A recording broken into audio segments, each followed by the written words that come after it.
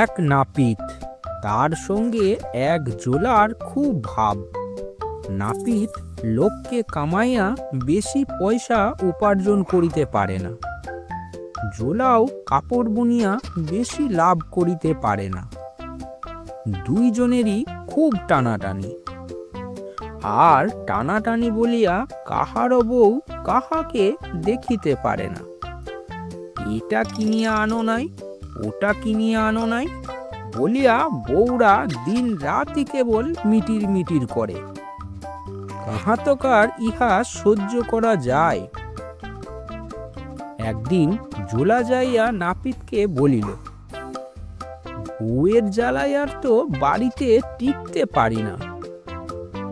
নাপিত জবাব দিল, ভাইরে, আমারও সেই কথা।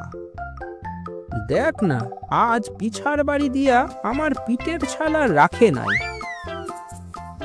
জোলা জিজ্ঞাসা করে, আচ্ছা ভাই, ইহার কোনো বিহিত করা যায় না?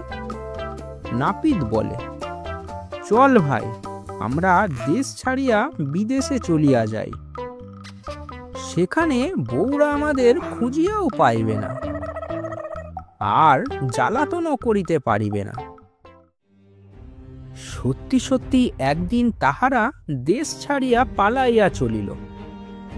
এ দেশ ছাড়িয়া ও দেশ ছাড়িয়া যাইতে যাইতে তাহারা এক বিজন বনজঙ্গলের মধ্যে আসিয়া পড়িল। এমন সময় হালুম করিয়া এক বাঘ আসিয়া তাদের সামনে খাড়া। ভয়ে জোলা তো থরথর করিয়া কাঁপিতেছে। নাপিত তাড়াতাড়ি তার ঝুলি হইতে একখানা আয়না বাহির করিয়া বাঘের মুখের সামনে ধরিয়া বলিল, এই বাঘটা তো আগেই ধরিয়াছি। জোলা, তুই দড়ি বাহির কর, সামনের বাঘটাকেও বাঁধিয়া ফেলি। বাঘ আয়নার মধ্যে তার নিজের ছবি দেখিয়া ভাবিল, এরা না জানি কত বড় পালোয়ান, একটা বাঘকে ধরিয়া রাখিয়াছে, আবার আমাকেও বাঁধিয়া রাখিতে দড়ি বাহির করিতেছে। এই না ভাবিয়া বাঘ লেজ উঠাইয়া দে চম্পট। জোলা তখনও থরথর করিয়া কাঁপিতেছে। বনের মধ্যে আধার করিয়া রাত আসিল। ধারে কাছে কোনো ঘর বাড়ি নাই। সেখানে দাঁড়াইয়া থাকিলে বাঘের পেটে যাইতে হইবে। সামনে ছিল একটা বড় গাছ। দুজনে যুক্তি করিয়া সেই গাছের ডালে উঠিয়া পড়িল।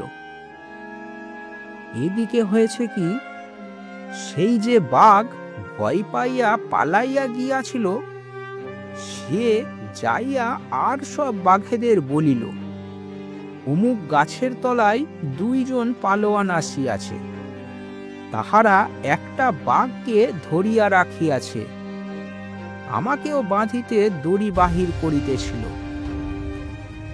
এই অবসরে আমি পালাইয়া আসিয়াছি, তোমরা কেহ ও পথ দিয়া যাইও না। বাঘের মধ্যে যে মোড়ল, সেই জাঁদরেল বাঘ বলিল, কিসের পালোয়ান? মানুষ কি বাঘের সাথে পারে? চল, সকলে মিলিয়া দেখিয়া আসি। জঙ্গি, বাঘ সিংগি, বাঘ মামদু, বাঘ খুঁতখুঁতে, বাঘ কুঁতকুঁতে, বাঘ সকল, বাঘ তর্জন গর্জন করিয়া সেই গাছের তলায় আসিয়া পৌঁছিল। একে তো রাত আন্ধারি, তার ওপর বাঘের হুঙ্কারি। অন্ধকারে জোড়া জোড়া বাঘের চোখ জ্বলিতেছে। তাই না দেখিয়া জোলা তো ভয়ে ভয়ে কাঁপিয়া অস্থির। নাপিত যত বলে, জোলা, একটু সাহসে ভর কর, জোলা ততই কাঁপে। তখন নাপিত দড়ি দিয়া জোলাকে গাছের ডালের সঙ্গে বাঁধিয়া রাখিল, কিন্তু তাহারা গাছের আগডালে আছে বলিয়া বাঘ তাহাদের নাগাল পাইতেছে না। তখন জাঁদরেল বাঘ আর সব বাঘেদের বলিল, দেখ, তোরা একজন আমার পিঠে ওঠ, তার পিঠে আর একজন ওঠ, তার পিঠে আর একজন ওঠ, এমনি করিয়া উপরে উঠিয়া হাতের থাবা দিয়া ওই লোক দুটিকে নামাইয়া লইয়া আয়। এইভাবে একজনের পিঠে আর একজন, তার পিঠে আর একজন করিয়া যেই উপরের বাঘটি জোলাকে ছুঁইতে যাইবে, অমনি ভয়ে থরথর করিয়া কাঁপিতে কাঁপিতে দড়ি সমেত জোলা তো মাটিতে পড়িয়া গিয়াছে। উপরের ডাল হইতে নাপিত বলিল, জোলা, তুই দড়ি দিয়া মাটির ওপর হইতে জাঁদরেল বাঘটিকে আগে বাঁধ, আমি ওপরের দিক হইতে একটা একটা করিয়া সবগুলো বাঘকে বাঁধিতেছি। এই কথা শুনিয়া নিচের বাঘ ভাবিল, আমাকেই তো আগে বাঁধিতে আসিবে। তখন সে লেজ উঁচাইয়া দে দৌড়। তখন এ বাঘের ওপরে পড়ে ও বাঘ, সে বাঘের ওপরে পড়ে আর এক বাঘ। নাপিত ওপর হইতে বলে, জোলা, মজবুত করিয়া বাঁধ, একটা বাঘও যেন পালাইতে না পারে। সব বাঘই তখন পালাইয়া সাপ। বাকি রাতটুকু কোনো রকমে কাটাইয়া পরদিন সকাল হইলে জোলা আর নাপিত বন ছাড়াইয়া আর এক রাজার রাজ্যে আসিয়া উপস্থিত হইল। রাজা রাজসভায় বসিয়া আছেন। এমন সময় নাপিত জোলাকে সঙ্গে লইয়া রাজার সামনে যাইয়া হাজির। মহারাজ, প্রণাম হই। রাজা বলিলেন, কি চাও তোমরা? নাপিত বলিল, আমরা দুজন বীর পালোয়ান, আপনার এখানে চাকরি চাই। রাজা বলিলেন, তোমরা কেমন বীর তা পরখ না করিলে তো চাকরি দিতে পারি না। আমার বাড়িতে আছে 10 জন কুস্তিগীর, তাহাদের যদি কুস্তিতে হারাইতে পারো তবে চাকরি মিলবে। নাপিত বলিল, মহারাজের আশীর্বাদে নিশ্চয় তাহাদের হারাইয়া দিব। তখন রাজা কুস্তি পরখের একটা দিন স্থির করিয়া দিলেন। নাপিত বলিল, মহারাজ, কুস্তি দেখবার জন্য তো কত লোক জমা হইবে, মাঠের মধ্যে একখানা ঘর তৈরি করিয়া দেন। যদি বৃষ্টি বাদল হয়, লোকজন সেখানে যাইয়া আশ্রয় লইবে। রাজার আদেশে মাঠের মধ্যে প্রকাণ্ড খড়ের ঘর তৈরি হইল।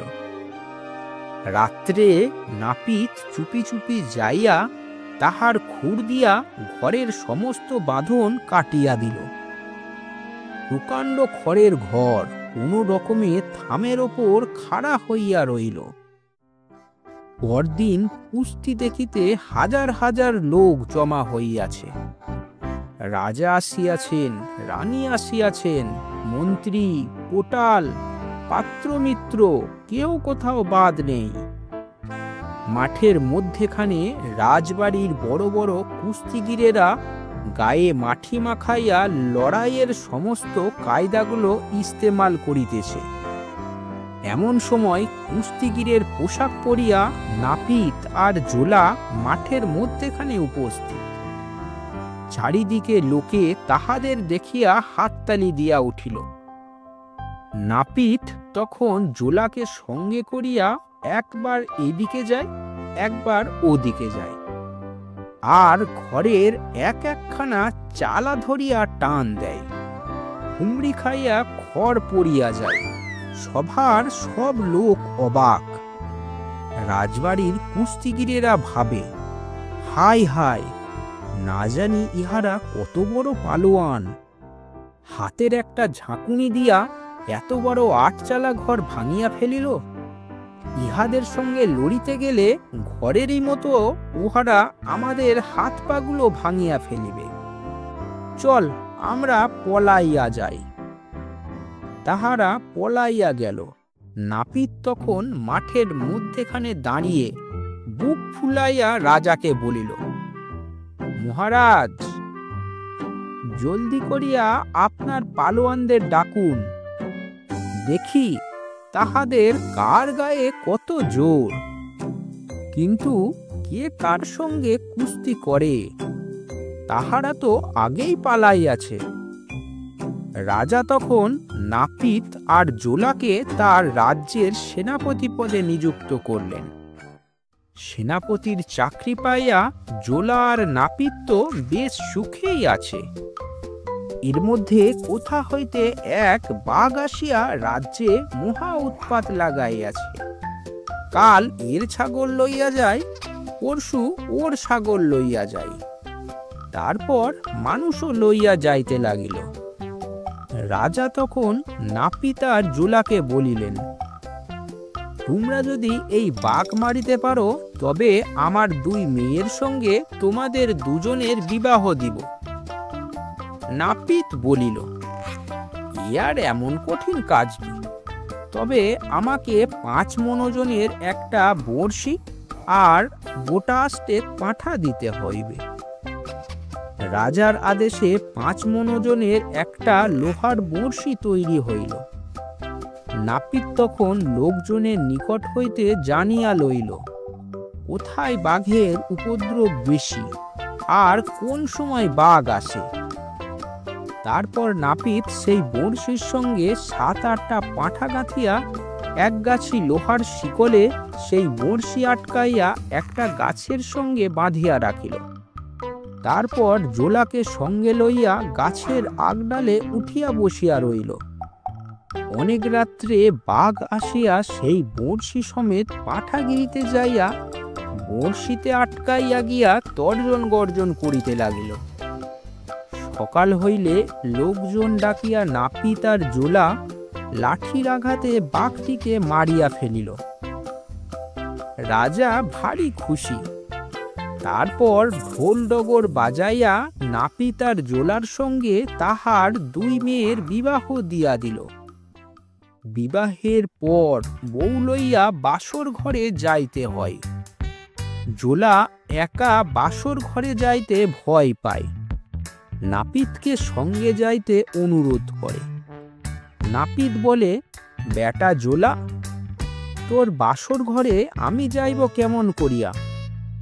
আমাকেও তো আমার বউয়ের সঙ্গে ভিন্ন বাসর ঘরে যাইতে হইবে। তুই কোনো ভয় করিস না, খুব সাহসের সঙ্গে থাকিবি। এই বলিয়া জোলাকে বাসর ঘরের মধ্যে ঠেলিয়া দিল। বাসর ঘরে যাওয়া জোলা এদিকে চাই ও দিকে চাই।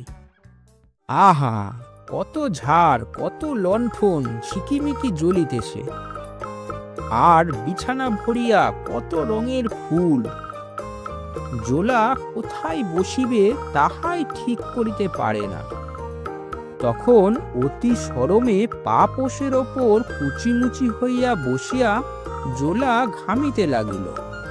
কিছুক্ষণ বাদে হাতে পানের বাটা লইয়া পায়ে সোনার নুপুর ঝুমুর ঝুমুর বাজাইয়া পঞ্চসখী সঙ্গে করিয়া রাজকন্যা আসিয়া উপস্থিত। জোলা তখন ভয়ে জড়সড়। সে মনে করিল হিন্দুদের কোনো দেবতা যেন তাহাকে কাটিতে আসিয়াছে। সে তখন তাড়াতাড়ি উঠিয়া রাজকন্যার পায়ে পড়িয়া বলিল, মা ঠাকুরুন, আমার কোনো অপরাধ নেই, সকলই ওই নাপিত বেটার কারসাজি। রাজকন্যা সকলই বুঝিতে পারিল। কথা রাজার কানেও গেল। রাজা তখন জোলা আর নাপিতকে তাড়াইয়া দিলেন। নাপিত রাগিয়া বলে, বোকা জোলা, তোর বোকামির জন্য অমন চাকরিটা তো গেলই, সেই সঙ্গে রাজকন্যাও গেল। জোলা নাপিতকে জড়াইয়া ধরিয়া বলিল, তা গেল গেল, চল ভাই, দেশে যাইয়া বউদের লাথি গুঁতা খাই। সে তো গা সওয়া হইয়া গিয়াছে। এমন সন্দেহ আর ভয়ের মধ্যে থাকার চাইতে সেই ভালো।